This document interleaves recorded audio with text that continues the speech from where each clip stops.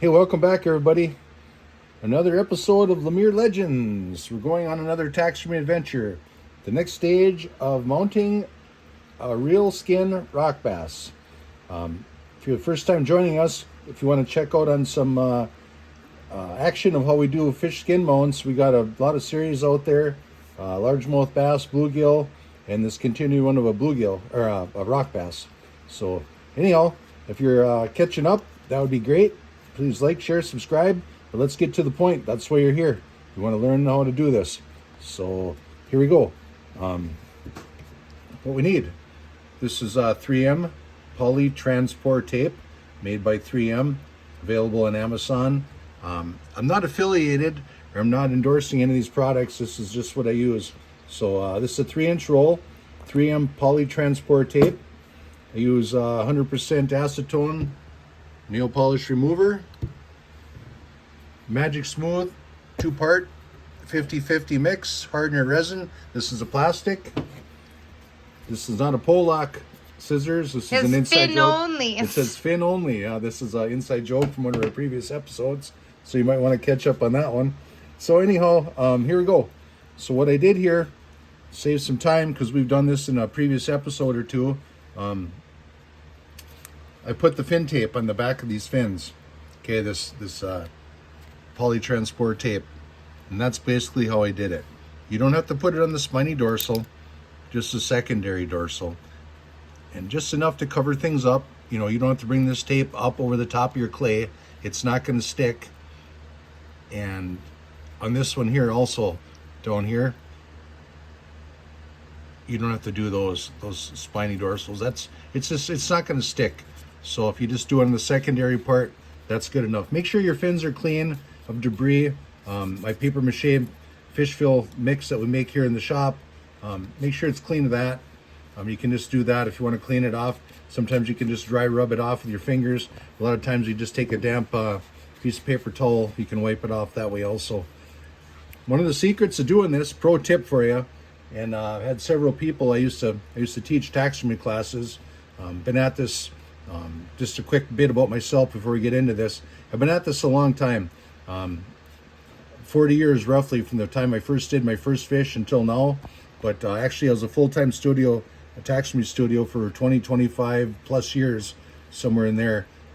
Common mistake when I used to teach classes, that when you put your tape on the back of these fins, imagine this fish is going to be on the wall.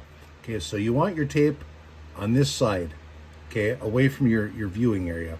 And the same thing on this side, you want to put on the back side. Okay, if that fish is on the wall, make sure you have your fins on the, this is really a common mistake. I'll say it again. A lot of times, okay, they'll get this one right, but then they'll say they want to put the tape on this side. But you want to be, okay, wall side exposure. And the same thing, Captain Obvious on these, right? Okay, so that's what we did. Save time here. I trimmed these up roughly, so I have some symmetry. We're going to fix this before we go to paint this. A dab of super glue there, maybe some 5-minute epoxy. This Magic Smooth, you can paint over that with acrylic paint and lacquer paints, no problem, water-based. If you want to fix that up. We're not going to show you how to set the eyes, but at the end of this video, I am going to show you a pro tip how to save yourself literally a small fortune if you do a lot of fish mounts. How you're going to fill up that cavity for just pennies. It's something that I came up with a long time ago, and it works great to this day. So I trimmed those fins, anal fins trimmed. We're going to do this one real quick, and we're going to do that one. Then I'm going to put the Magic Smooth on the back. I'm going to do a fin or two to show you that. We're going to wrap this up with a pro tip. And for the people who are watching the last video, this fin here was literally beat to snot. And you can see how I made that come around. And what I put over this now, you can see that little, if the camera's going to pick it up, yeah. Right there, I'm going to put 3 or 4 coats of Mod Podge over that. M-O-D Podge, P-O-D-G-E. And that will wash all that out. So when you paint that, you don't see that little bit of that that checking basically that's on that fin. It'll cure that right out, where you don't have to put any fin builder on that or anything. But now back in here on these fins, we're going to put some epoxy clay on that, a 2-part clay, and fill that in. But on this fin, I don't like to do that. I'll fill in with my Mod Podge and it'll paint out real nice. So Anyways, so here we go. So let's do the tail for here. Okay. Fins only. Fins only. Yeah, fins only. No Polish jokes here. Okay, so we're gonna figure out. Okay, that's about the center of that fin right there, right? Okay, and you can do this with a Sharpie or a pen or whatever you want, but I just like to make a little split there. Gives you an imaginary line. I've done a lot, you know, I just skipped that step. I've done so many, I can just kind of eyeball it. But for if you're just getting into this industry, you know, that's just a little bit of a reference for you. So what we're gonna do is we're just gonna roll with this. Okay, you don't want to just snip this off. Roll with your fin and use your reference. You know, all fish are different. I know muskies have more of a pointed down here, a northern a little bit more round than a muskie. And, you know, just use your reference on your fish. Everything taxidermy related, whether it's stuffing your fish, you know, with any type of material that you use, painting your fish, prepping your fins, like anything in art, you want to use your reference. And don't go off somebody else's artwork. Okay, not somebody else's paint job on a fish. Use an actual live specimen if you're into the taxidermy trade. That's your best bet. Okay, so now we're going to come in up here. Just like that.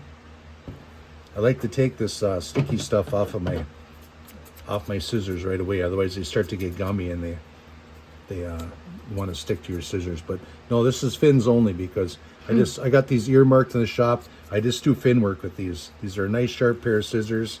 And I don't like that gummy on there. And if you start using these for cutting paper, you're going to dull your scissors real quick. And instead of monkeying around, pissing around, sharpening them and all that, I just use these for this kind of stuff. So I'm just going to snip that off there a little bit. I kind of got that little pointy on the end here. We're just going to take care of that. And there's your tail. Okay. And you go, well, I'm not really happy with that. I wish it was a little deeper. Hey, no problem. You know, you can just come in here like this. A little this way, flip it over, a little this way. You look at it and go, okay, pretty symmetrical top to bottom. I'm happy with that. I like that little tip right there. I think that's going to be good. I'm going to call that a wrap. Now we're just going to keep our scissors going. We're going to just do a nice round top on this rock bass, on this secondary dorsal.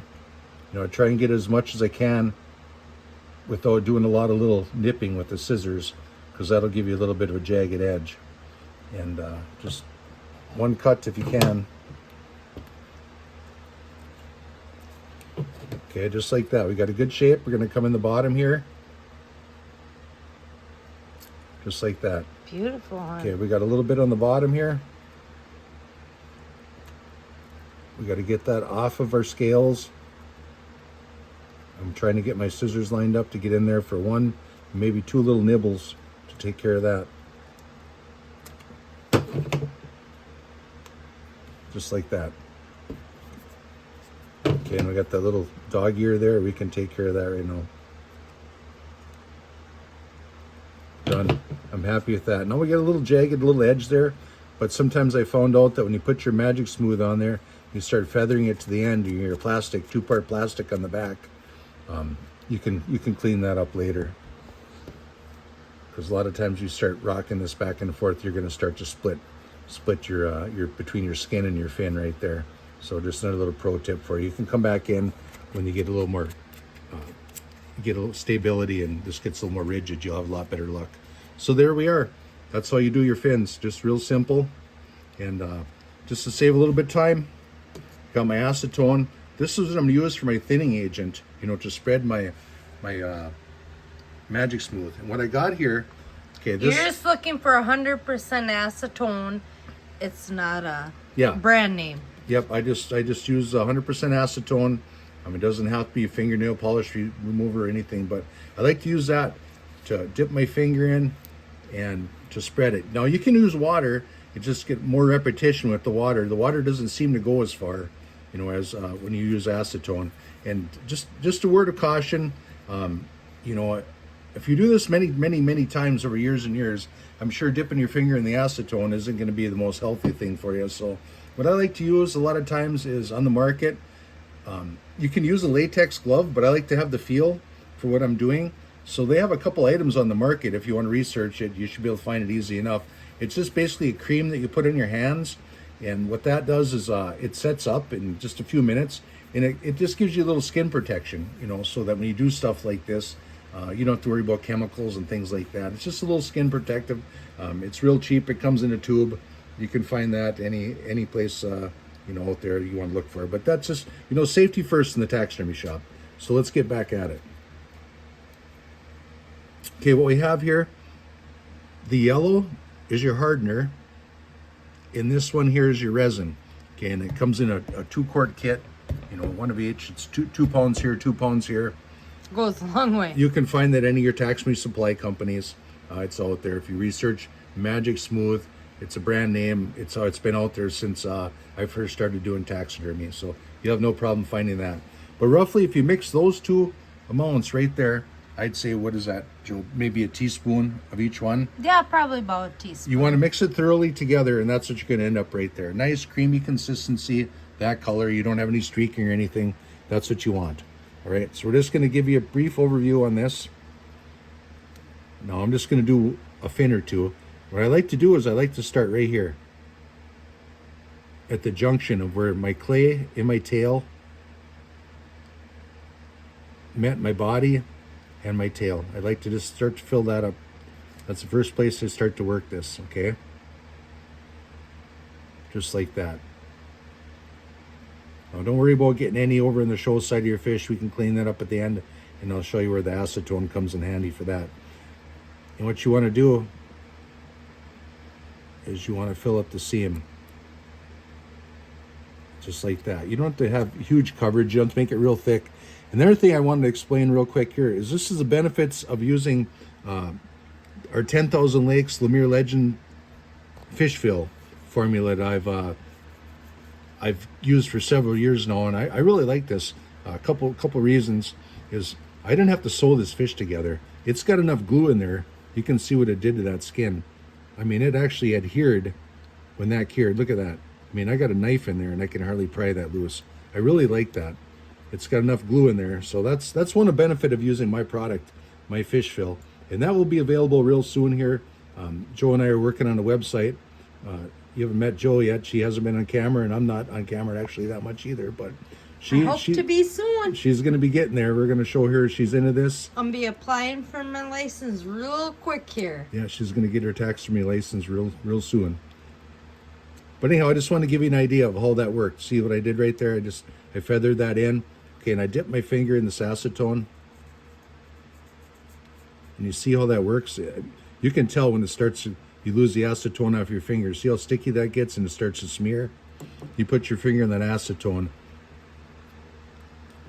and you can literally, you'll be able to feel when you need more. And you can feather that in. It only takes you a few seconds to do the back of these fish. Now, you can use felt.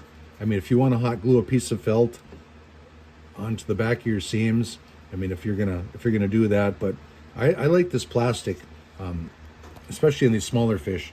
One of the reasons I elect to use this plastic, it doesn't take very long to do. It's really not that expensive. I try to do it without having a lot of waste. I usually do multiple fish at a time, and I don't like to use a felt because felt, when you put your fish on the wall, that felt, dust gets in between the back of your fish and the wall. Mosquito. And yeah, we got a little bit of mosquito action here, but even inside the studio. As he calls it, a jigger. Yeah, I had a jigger of a mosquito. A jigger of mosquito. Everything's a jigger. French Canadian, eh? Everything's a jigger. But no, actually, what I was going to say about the felt is there's a lot of dust, you know. But with this stuff, when this plastic cures out, I mean, if you had a little race car on your shelf, you know how fast it is to dust that off if it's made of plastic. Well, if your little race car is made of felt, how are you going to clean it, right? Hair dryer and an air compressor, you know. So I just select to use this method. I think it works out a lot better. It's a little more professional. This takes a little bit of time. Okay, so that's how we're going to finish up the seam. We're going to do that. We're going to come down there, and we're going to come up into this area right here.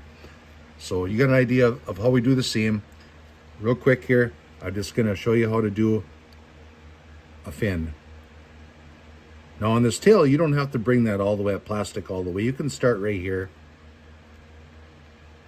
and work it out, okay? But we're just gonna show you how I do a fin real quick here. You start where the overlap is on the tape, and you're gonna work it towards the outside of the fin, just like that. Just like, basically like butter. You can always watch our How to Taxidermy a Bluegill series, and he goes way more in depth than that one, showing how to do this.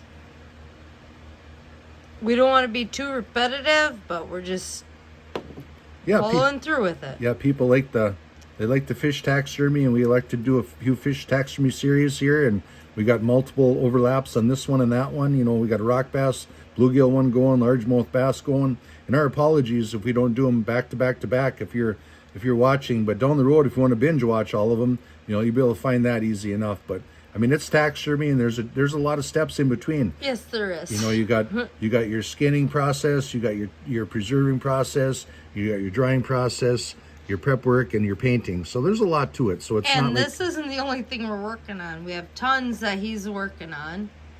Yeah, we got a few irons in the fire, but any artist that's worth their salt, I'm sure they run into the same problem. So. But anyway, that's what I did. I just kept dipping my finger, repetitive. You know, we're going from here to the outside. You know, you can see what that's going to do. Now, there you go. I just did it. You see that? I mean, if you start working on too much with this, I put my fingers in that right there. So you don't want to do too much at one time. Sometimes I'll elect just to do this part of it. I'll let my fish sit around for a while, and they'll come back and they'll do the fins. But for the purpose of this video, I want to show you. How long does the Magic Smooth last before it starts to harden when you start to use it? Yeah, there's a good question. Your working time on this is usually anywhere from a half an hour to an hour, and you'll be able to tell when this starts to get kind of sticky and stringy. Now you can see it's real pliable. When this starts to get sticky and you can tell the texture and the consistency, it'll start to set up on you. You'll know, and then you got to move along. And that's brings us into our last little part of this. And the pro tip, I don't want to drag this on too long. You guys get the idea. And just practice. You know, that's all it is. I gave you the know-how and, you know, the product to use. And here's your pro tip. If you're with us till this, I appreciate you sticking around. And this is going to save you, if you're going to get in the fish industry, this is going to save you a lot of money in the long run. Now, I just got a piece of tissue here. You can use paper towel or whatever. Now you can see this clay in here. This is dry, okay? Our cheek is dry. There's nothing that we want to move around in here anymore. It's set. All right, so if you want to fill that in with your clay epoxy sculpt to set your eye, you want to use Magic Smooth to set your eye. You know, there's many people use a lot of different things. A lot of times there's eyes on the market that are flex eyes. You can pop right in the socket right here. You know, I mean, if you want to spend the money on that, I found a more economical way to make my eyes than this, but than getting those flex eyes. But you know, they're out there. Not knocking the guy that invented them. He's a good guy, and he knows taxidermy, and that's what he did. So nothing wrong with capitalizing. But what I want to get, pro tip right here. Okay, I got extra putty right here. I put that in there. I wad up a little piece of dry tissue. And you got to know what kind of an eye you're going to use before you do this. You got to know if it's how concave it is, how deep it's going to recess into your socket, this and that. But I know what I'm going to work with, and this is what I do. I just fill that up with tissue. And I will tell you this right now. If you're getting bored with these videos and the rock bass, the next one is going to blow your mind. When I saw how he painted and colored these, blew my mind. Yeah, I got the pro tip on the painting in this rock bass. I can show you a little trick that will show you how to put your markings down the side of this fish. It's crazy. In literally just a few seconds without really it was having to pull out a stencil and, you know, and stenciling it. You can do it by hand just in a little bit of time. And I can't wait till I get my license and do my own. That's what I'm in the process of right now. It's a neat little trick. But there you go. See how I filled that cavity in right there with just a little extra material and some tissue. And what I like about doing like that is now in two stages. First of all, this will set up like this, and with that little bit of moisture, even from the acetone on there, and that tissue paper, or whatever you're going to use, it's going to be like an accordion. You don't want that to start growing out of there on you. Okay, so you don't have to bring it up as flush as you think. Keep it in there a little ways. You don't want that accordion action where it's going to start to grow on you. So you can see what I got there. I'm going to turn this so we can get it on film a little better. And I just do the same thing. I just use a little bit of acetone I have left. Just like that. And that's going to be set. So now I can come in with my eye on the next round. And I mean, can you imagine just, okay, if you do 40 panfish, say, you know, in a year's time or whatever, you know, I mean, if you take this little ball right here, all right, and you keep stuffing that on both sides of your eyes, you're saving that much material. I mean, compared to this and this. I mean, you start doing the math that this is $50 or $60 a pop. I mean, you're saving yourself, literally, pro tip right there. You're saving yourself quite a bit of money just by using tissue. So that's the pro tip for you. Not cheaping out. Not saying my product out on the market is cheap, but you know, you just find a way of cutting corners, and that's how you stay in business, and you get the same result, the same quality, and you save a buck or two along the way when you're doing a fish mount. It all adds up. So there you go. We're gonna wrap this up real quick. You know how I did that? Started the seam. Again, Magic Smooth. Thanks for watching. Next episode, I'm gonna set the eyes on this off camera here. We're gonna get this fish all prepped up. I'm gonna fix the splits here. We're gonna put 3-4 more coats of Mod Podge over this, and we're gonna go from there. I'll show you how to paint this fish. So thanks for watching.